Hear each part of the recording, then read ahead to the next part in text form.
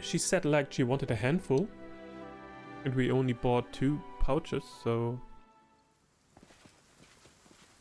I'm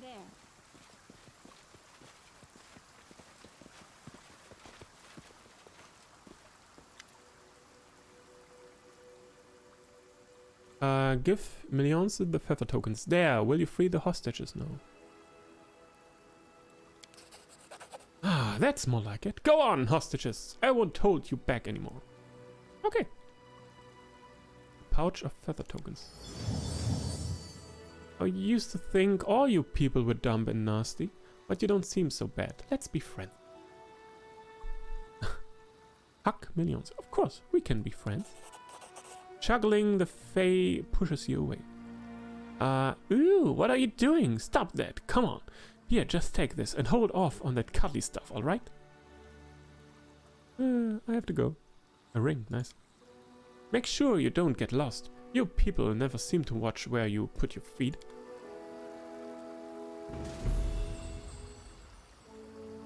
Okay, so... actually, just 1 pouch was already enough.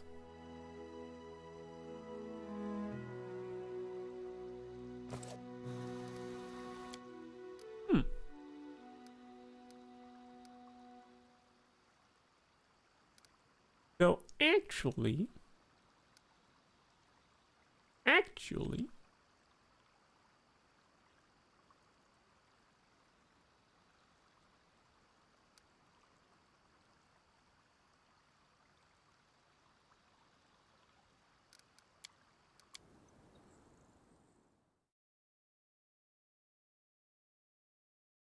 we can save the money by just buying 1 pouch instead of 2.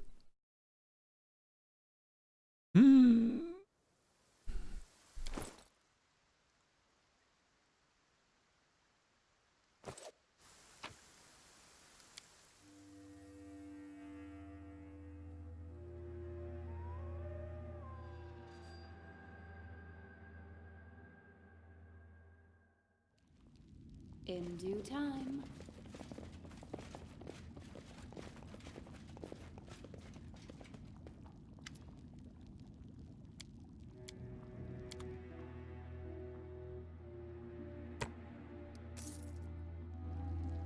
Okay.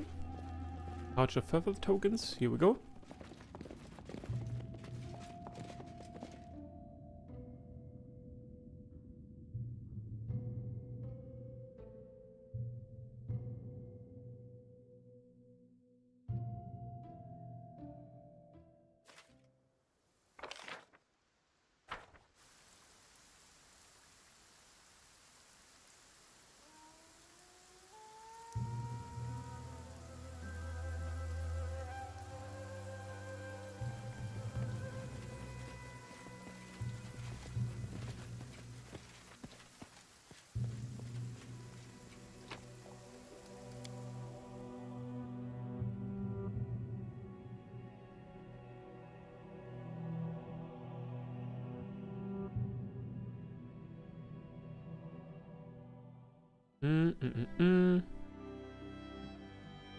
Overgrown pool.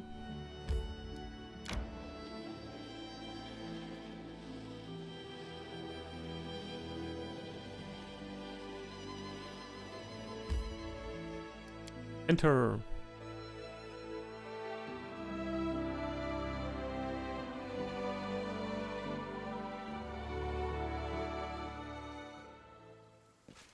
I'm there.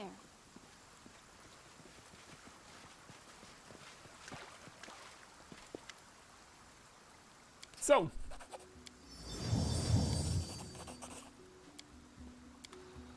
All right. We did it.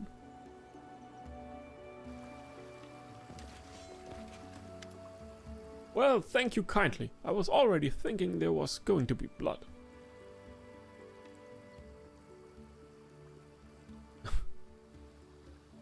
Okay, I should go. I do what I must. What about the ring she gave? What is this? Ring of protection.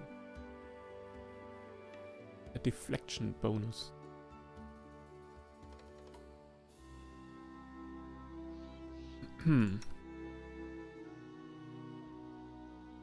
So a better version of that ring is... Ah yeah.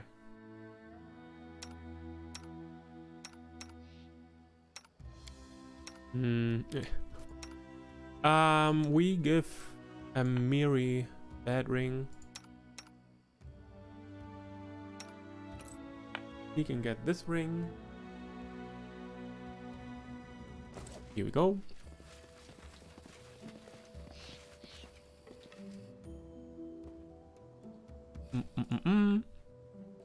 So, which way do we want to continue our journey?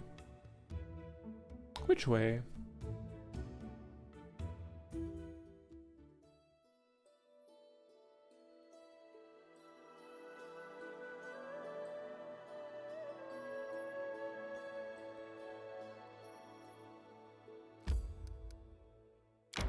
I would go back to the watchtower first.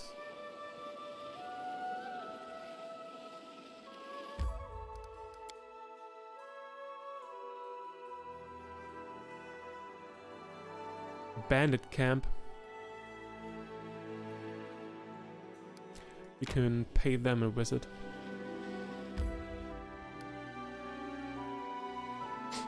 And of course, now in our kingdom is something new ready.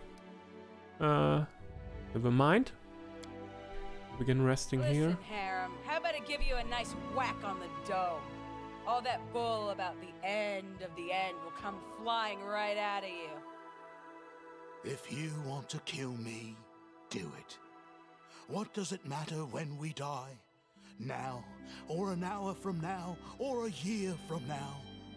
Don't take it wrong, but as long as I live, I will preach. Well.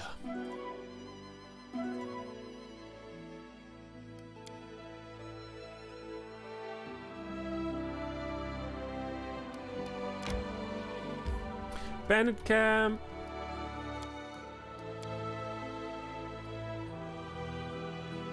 Let's go.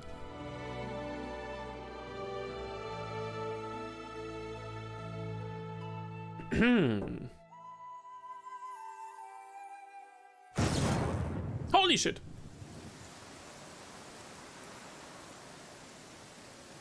My skills are absolute. Yes.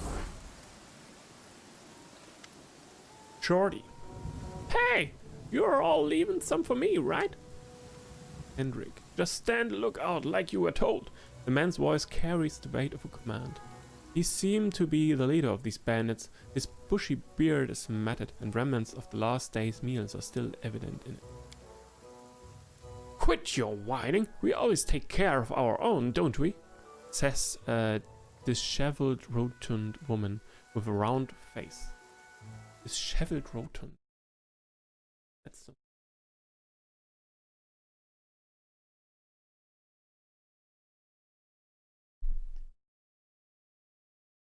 Ah.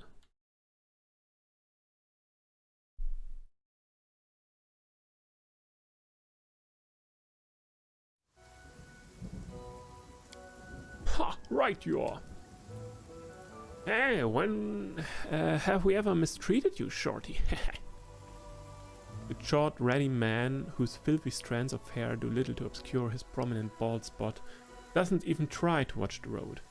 His eyes are locked on the side of his companions, rummaging through the most recent haul of obviously stolen loot. A coon raises his bow and silently nocks an arrow. Noticing your attention, he nods toward the bandits. Worse than trolls. Rat you. Choose to. The bandit leader looks up and jumps with a start when he sees you, his sole eye wide in disbelief. Shorty, your ass! You were supposed to watch the road! Shorty spins to face you, finally noticing your presence. Hey, someone's coming! Grab your blades! He yells belatedly. Belatedly? Another word. Ah. Because late. Belatedly. Okay. Hey, hold on, everyone, the bandit leader says, as he sheaths the sword he'd drawn just a moment ago. And Shorty, stop your foaming. Look here. This is our glorious Baroness herself. Come now, bow down. Everyone bow down. The bandit leader bows down, a smirk showing through his bushy beard. The rest of the bandits clumsily repeat the gesture, all except Shorty, who can only glance back and forth, unable to comprehend the situation.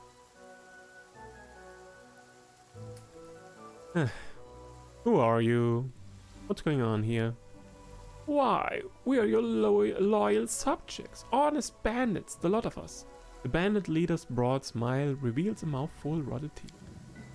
We'd been associating with the Stag Lord's band, but since you went and beat the stag out of him, we are left on our own. So now you ought to take us in, your grace. We'd even better with a strong leader. You wish to enter my service? Aye, your grace. We are ready and willing to serve. We'll take a pledge right now if you want. We'll kiss your boots, your ass, whatever you need. We are sick to death of hiding in the woods and sleeping in the dirt. Why are we bandits when we could take from traders, legal-like? Collect taxes, he means, your grace, the rotund woman clarifies. All for the glory of your grace, of course, the bandit leader says with a grin. Hey, what are you saying? Shorty shakes his head in confusion. If that's the Baroness, the only job she'll have for us is as news tighteners. I say we cut her down and call it a day. Shut your trap, Shorty. I beg your pardon, your grace. Dumb as a doornail he is. Just joined our company, but recently. The very sight of these low-life scoundrels offends me. The bandit leader glances at Valerie. Hey, Berta, look at the girl in the Baroness' service. Clean and slick and well-groomed she is. You could take a lesson or three from her, I'd say. Oh, she's not bad, all right. But would you even know what to do with her? It's all you can do to lay with me once a week, and I barely get a yawn in before you finish. I doubt you could sit the saddle to ride her kind. Lower than vermin, Valerie says with a grimace. With your permission, I would happily cleanse the world of this trash.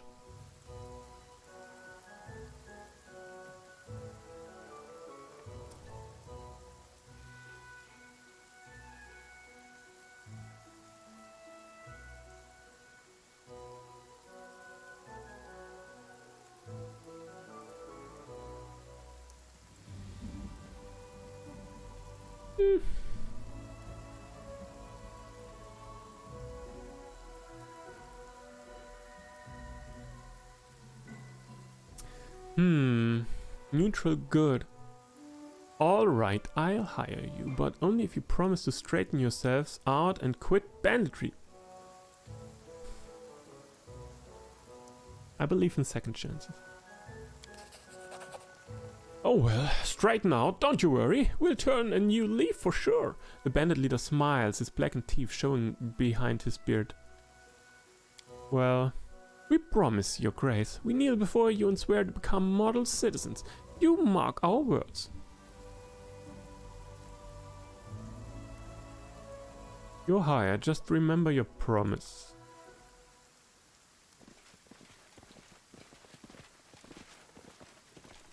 I don't know. I hope we're going to hear more from them. They are actually kind of funny.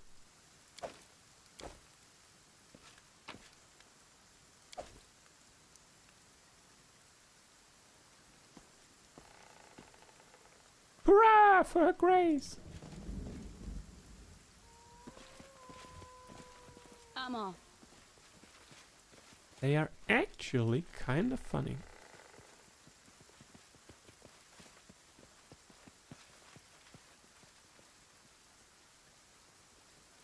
What's that? I'm there. But yeah, if they mess this up, I will have their heads.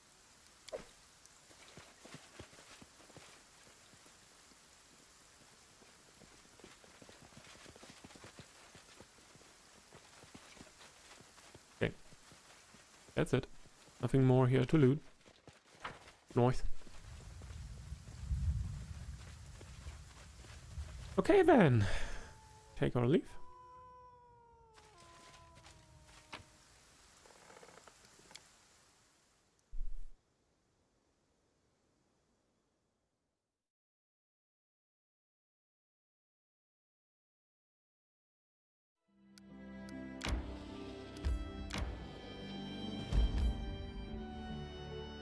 Okay, so I would say we take this, oh, the swamp, which is... How did I learn from this location? Yeah, we take this, crossing here. Let's see how we can reach this, location. The Cobalt Trail.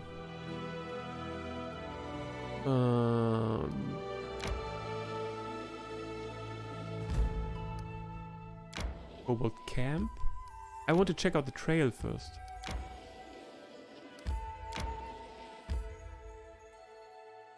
Yeah. A remote place known for numerous cobalt trails. There's a chance the trolls have decided to use the scaly little creature's paths, as tracks leading to a troll lair have been found in the hills. Yeah.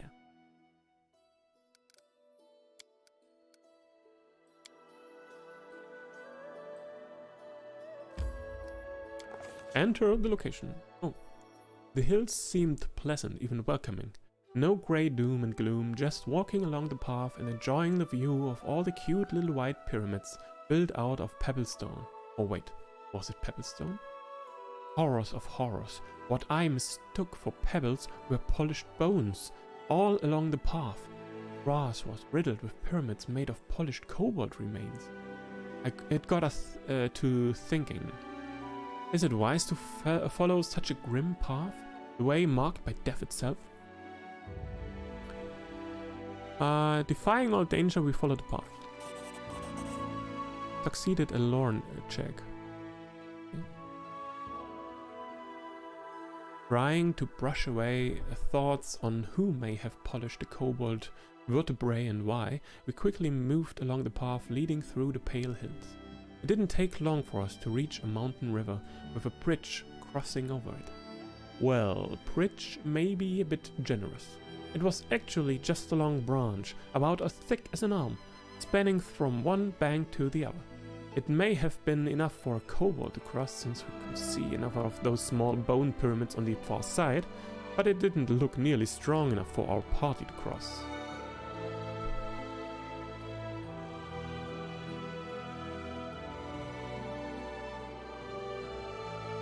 Before deciding how to proceed, we carefully examined the river. We quickly discovered that the river was quite deep. I plunged my arm shoulder deep into the water and couldn't even feel the bed. It was fast too. The current pulled a dried leaf off my sleeve and was gone from my sight in a blink. And it was cold, very cold. Frankly, none of us were interested in taking a swim. We carefully examined the branch that would help us cross the river. The branch did have one thing going for it though. Being so thick, it happened to be quite sturdy, but that didn't make the flimsy crossing any less slippery or challenging to anyone daring to set foot on it. I wonder how many kobolds have slipped on the wet bark and found a watery grave in the ice-cold river.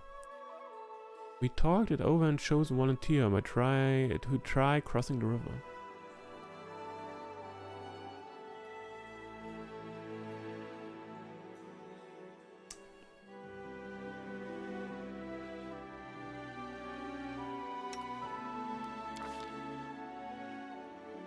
Kundayu was unperturbed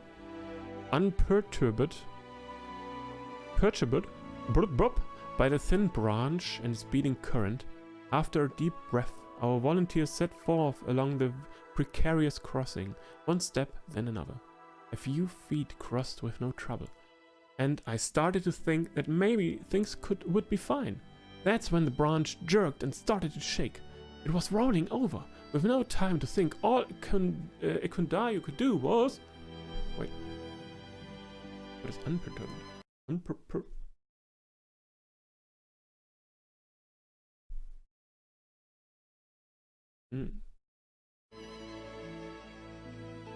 Mobility. Jump to the other side. Succeeded. Oh, the length we'll go to in our efforts to keep our pride untarnished and our pants dry. One incredible jump and Kundayu was on the other bank. Kundayu took a moment to catch his breath and turned his attention back to the crossing. A nearby shrub concealed an amusing kobold contraption. crooked ladder built from random planks and sticks.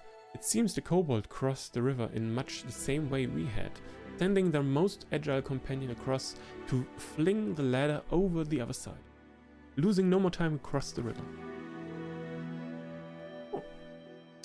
One small pyramid made of polished kobold bones may be a bit spooky, but it's not unbearable. But how about thousands? We found ourselves looking over a proper kobold graveyard. Each little pyramid a mark of a kobold death, and that mark made out of their own remains. Yeesh. The real enigma, though, waited in the heart of the burial ground. The centerpiece was made of hundreds, maybe even thousands of polished bones, all put together to form the head of an enormous dragon. Imagine it. These small, nonsensical reptiles somehow managed to create a sculpture both fearsome and magnificent. Such might, and yet such frailty as well. If a single bone were to be removed from the foundation, this beautiful statue would crumble to dust, and I even spotted one such flimsy bone. Regardless, we'd come face to face with irrefutable proof. The kobolds, for better or worse, were changing. These news had no impact on our search for the trolls, though. The land was clearly sacred to the kobolds, and it seemed unlikely they would bring their new friends here. But how would the Baroness deal with the structure we found in her realm?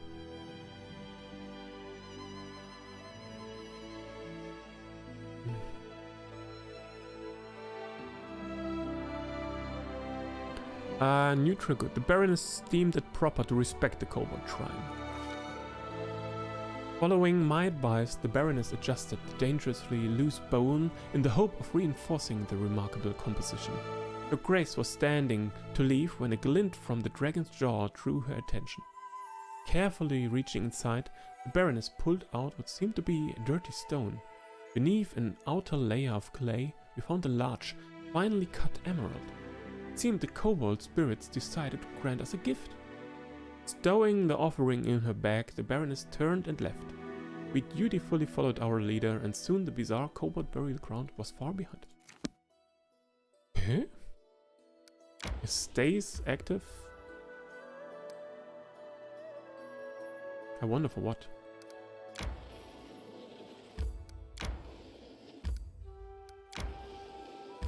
Kobold camp. Let's check out that.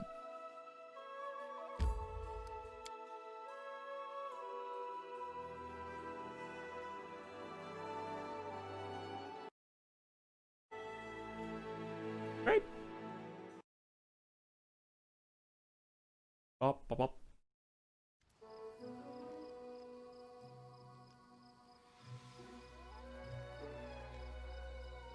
You see a gang of kobolds resting around the campfire. When they finally notice you, they jump and start scuttling around, making a mess and bumping into each other, all the while muttering something in their hissing language.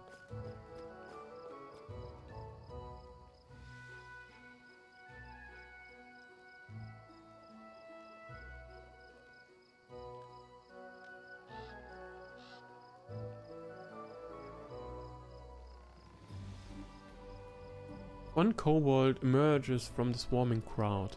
His scales are a touch lighter than those of his companions. Upon closer inspection, he seems to be extremely old. His skin is dry and lifeless, and he clearly lost some of his scales long ago. There's something curious about this kobold. He seems to be calm, confident, and... Jubilos frowns and folds his hands. You would do well to watch these jobbos, he mutters, teeth clenched. They'll try to steal your cart as soon as you turn your back. That's just the way they are. Slaragus! Larix! The old kobold hisses. The rest of the kobolds immediately calm down. Greetings, he says, addressing you and sticking out his hand. Greetings!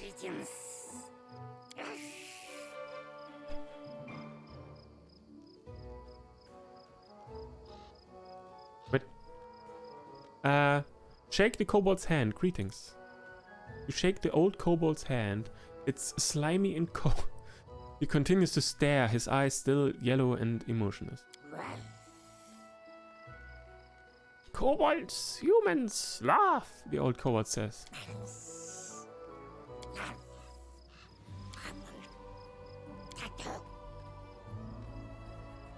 Tartuk King search.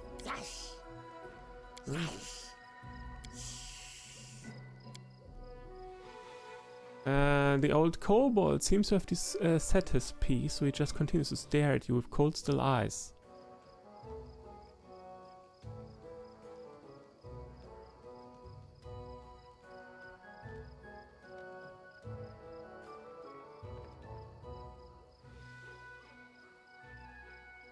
Alright, let's get this sorted out.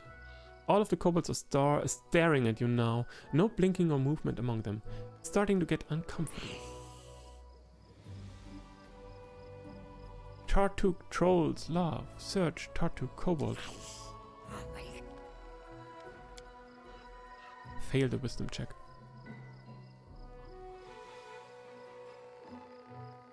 No matter how hard you try, you can't glean anything useful from the old kobold's gibberish. Seeing that you are unable to understand the old kobold, Jubilos exhales noisily. It's clear that you'd be lost without the benefit of a superior intelligence. Obviously, these kobolds have lost their king, one Tartuk, who just as clearly had befriended some trolls. They are asking if you've seen him. Tartuk is the purple bastard who tried to abscond with my cart. And to top that off, he's apparently the best of friends with some trolls. Jubilos frowns. It's your choice, of course, but it seems to me that our best option would be to force this gang to disperse. Why are you looking for Tartuk? King, the old kobold answers. Tartuk, trolls, kobold, love.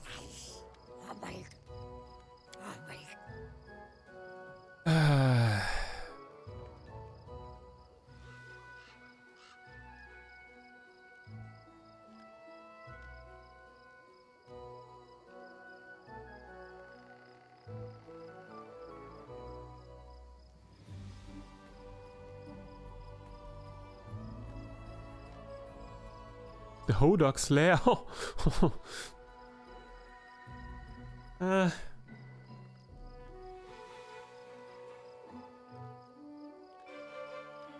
Do we want to lead them to their death?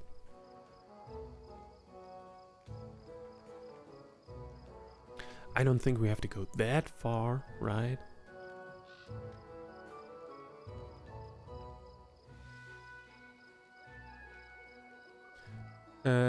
Chaotic good. Point in a random direction. Yes, I saw Tartuk that way. Unable to judge the expression on his snout, you can't tell if the kobold believed you. After you answer, he turns away from you as if you cease to exist. Kobolds quickly gather and leave into the woods.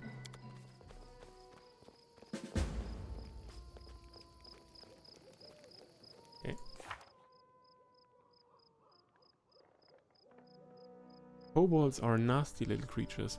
Bigger monsters only tend to notice them if they happen to step on one. And yet surprisingly, kobolds here are treated with respect. This is very suspicious. The local kobolds hold one of their own in high esteem, a shaman named Tartuk. How do you impress such despicable creatures anyway? By being the most vile and cowardly of them all? Usually trolls are vulnerable to fire and acid, but our trolls bear brands that make them fireproof. What wizardry is this, and who's behind it?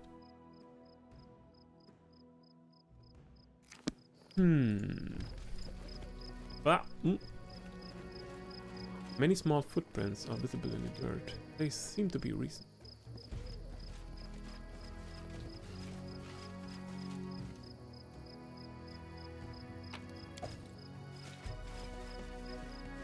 Hopefully it was enough to just lead them astray. So they don't pose to be a threat anymore whenever I come facing Tartuk again.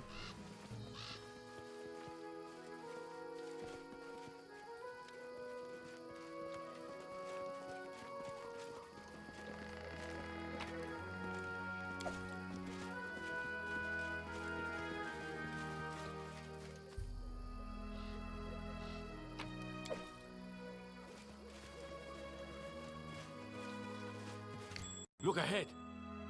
Oh, In due time.